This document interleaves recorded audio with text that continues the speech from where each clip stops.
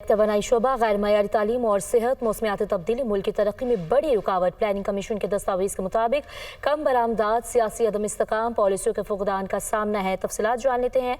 मुदस्सिर अली राना हमारे साथ मौजूद हैं। मुदस्सिर, बताइएगा मजीद किन रुकावटों का, किन मसाइल का सामना है हमें?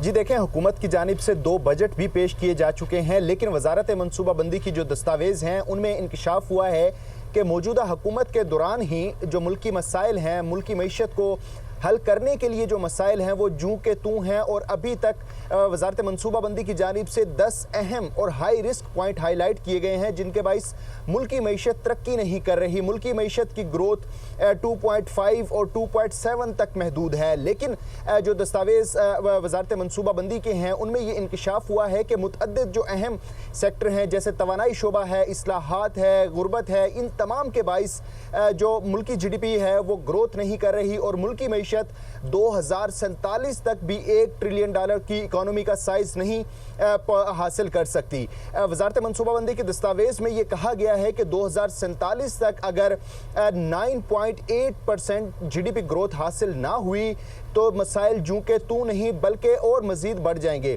वजारत मनसूबाबंदी के दस्तावेज में ये कहा गया है कि तवानाई शोबा, गैर मयारी सेहत और तालीम और मौसमियाती तब्दीलियों के बाइस मुल्की मईशत में बड़ी रुकावट है। इसी तरह कम बरामदात, सियासी अदम इस्तेहकाम और पॉलिसियों का फुकदान होना भी मुल्की मईशत के लिए बड़ा चैलेंज है। दस्तावेज में मजीद कहा गया है कि मालियाती और करंट अकाउंट खसारा, नासाज बिजनेस इन्वायरमेंट और ज़्यादा आबादी भी एक संगीन मसला पाकिस्तान के लिए बन चुका है। इसी तरह दस्तावेज में यह भी निशानदेही की गई है कि क्लाइमेट चेंज के बाइस पानी और खुराक पर जो इम्पैक्ट आ रहा है, इसी तरह तालीम और सेहत के जो मसाइल हैं ये दिन ब दिन गंभीर होते जा रहे हैं।